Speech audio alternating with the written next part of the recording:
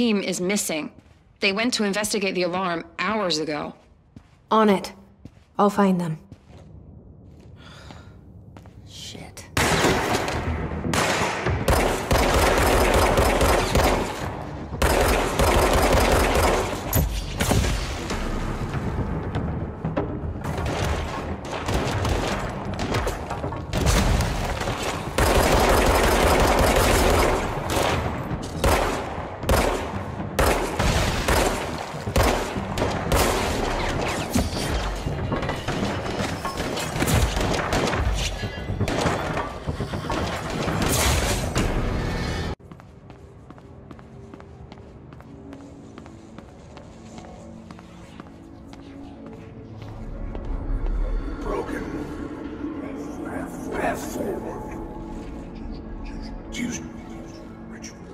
Ritual.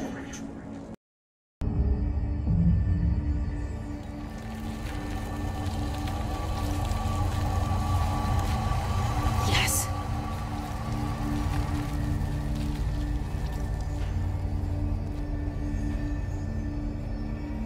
Hey. Never mind.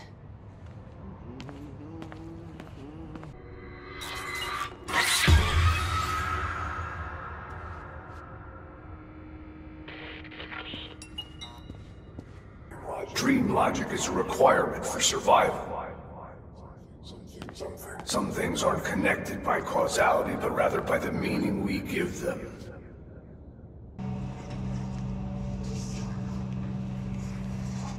That's new. No. Whoa!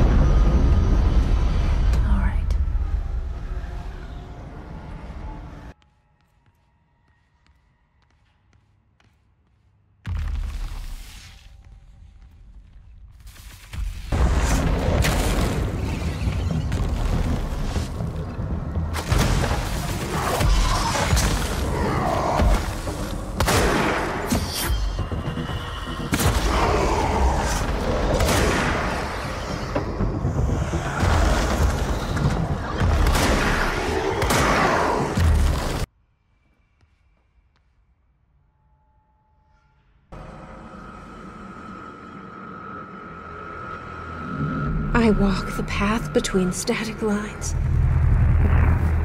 I have the control.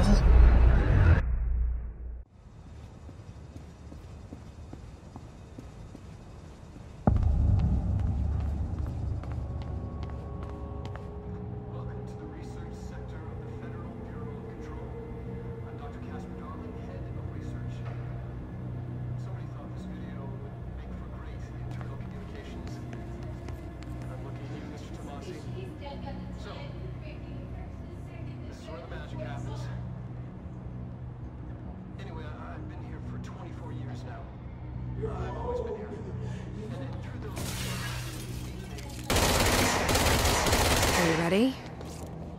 Let's go.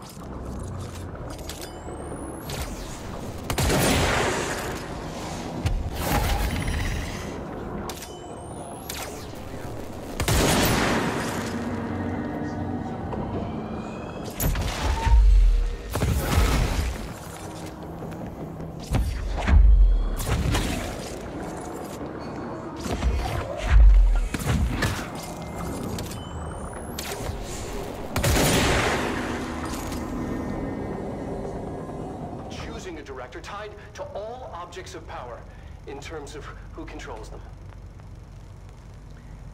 Yes. The white non-space, the ever-present inverted black. The board, all linked. intrinsically tied in terms of who controls them. Yes.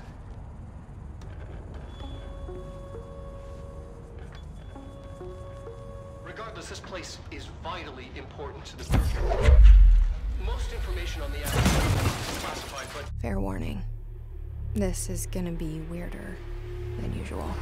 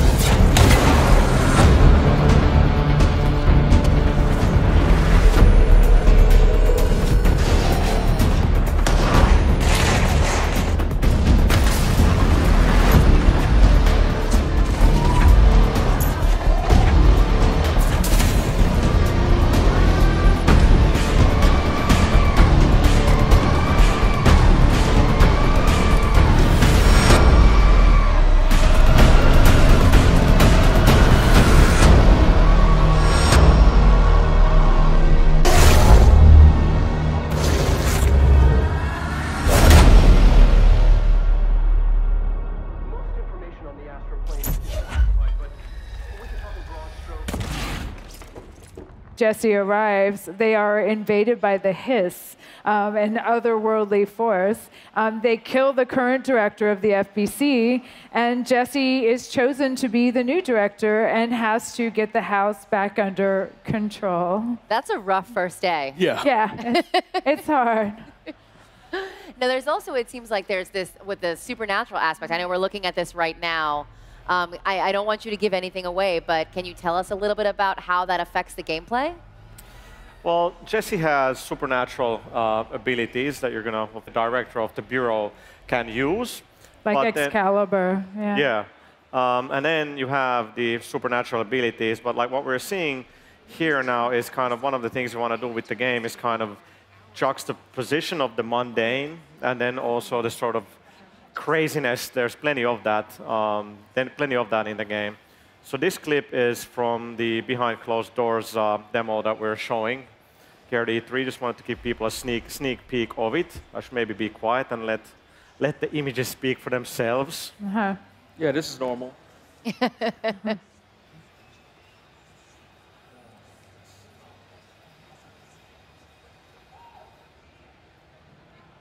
So it's very strange. We have some of the people that are floating, and then there's this other one that's actually not. Oh, there we go. There we go. So that's the shield, and you can kind of see we have this reactive environments in the game. There's quite a bit of destruction, and now we're using one of the supernatural abilities there, very deadly chair. And we're going to use the shield again. You can see how the environment kind of reacts to all of that. Like when Jesse pulls up the shield, the objects nearby will start to levitate as well. So there's a lot of sort of... So this environmental destruction, how does it affect the gameplay? Can you use it to your advantage, or you can use it against your enemies offensively as well? Absolutely. Yeah, you can see that she can pick up things like the fire extinguishers and the clock and other elements and hurl them at the enemy. She can pick up debris and use it as a shield. And she'll get other abilities that will allow her to manipulate the environment as well. Yeah, really trying to build like this sandboxy kind of thing with control, because you have your abilities, you have the service weapon, so players will have a lot of choice in kind of how to approach things, and of course they can cause a lot of really good looking destruction. Right, so what brought Remedy to Control? Like, why did you want to make this game?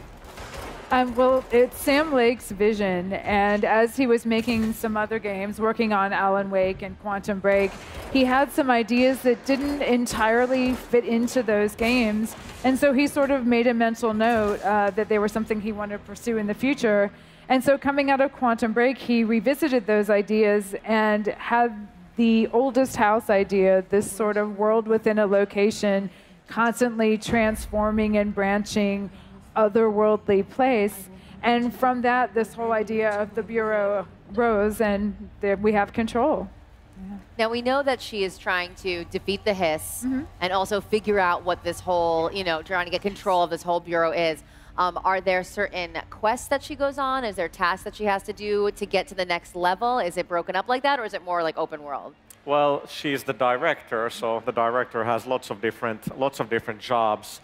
Definitely not open world. Just want to make sure we're talking in the right terms. It's much more of a kind of open-ended game than what we've done before. It's more of a sandbox. You can actually kind of, along the way, not everybody's going to be hostile in the oldest house. And then on top of that, there's going to be some really challenging gameplay that we're not going to talk about just yet. All right, I like it. Gears Dark. Now, once again, we're seeing her service weapon here.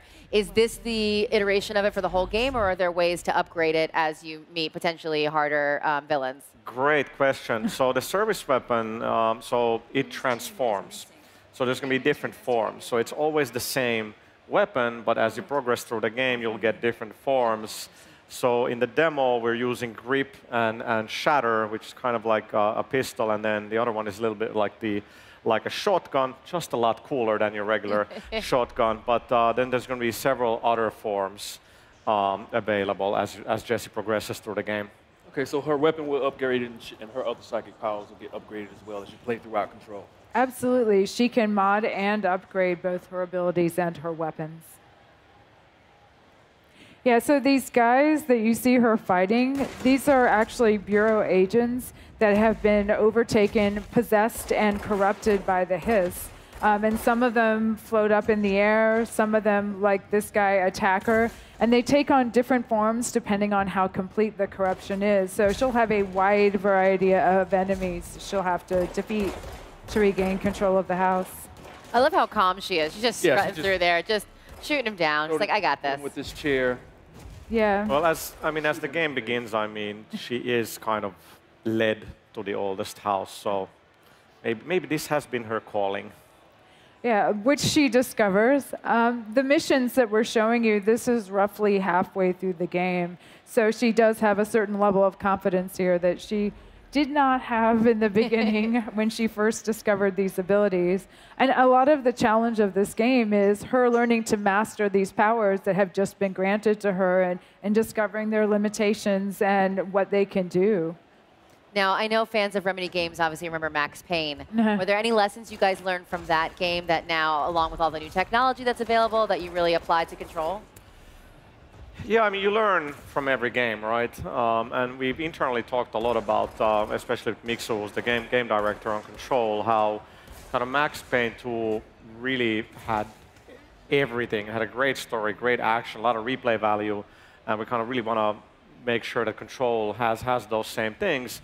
But we're bringing that sort of storytelling and mystery and those aspects definitely from Alan Wake into Control. You learn from every game. And I think it's been great to hear that when the trailer debuted in the PlayStation media briefing, which was an incredible moment for us. We've been working for so long to get there. And when people are like, what is that game? And then 30 seconds in, I could hear people around me like, is that a Remedy game? And I was like, there is that trademark kind of visual aspect to our game. So that was very cool. Yeah, it's not just learning from our past games, though. Remedy always tries to innovate with every game that we make. So we are taking some narrative risks.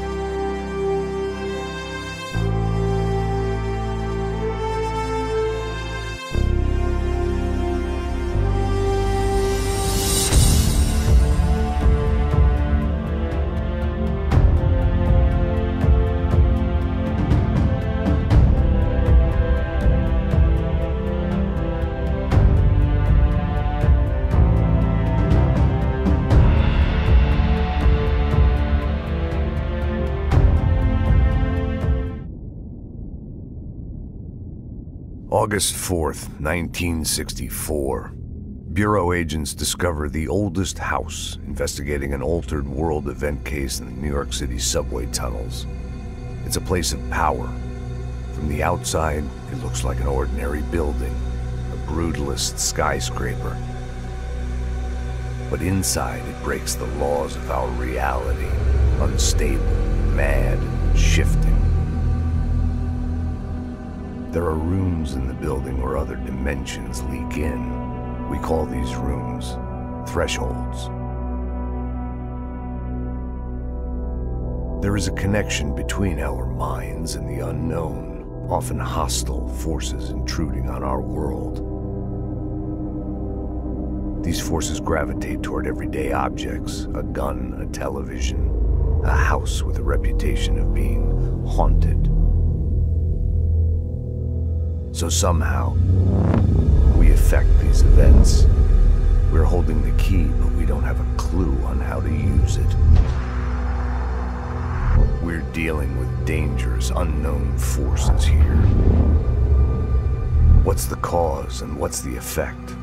Are we the starting point, or just a necessary evil in this? We're on a mission to find answers to these questions. Or die trying.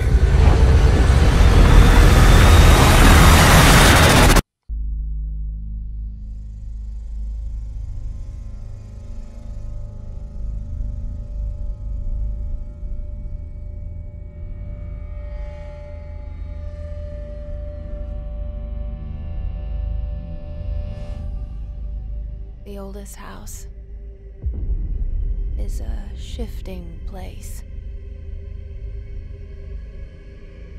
There are rules and rituals. You can keep traveling deeper.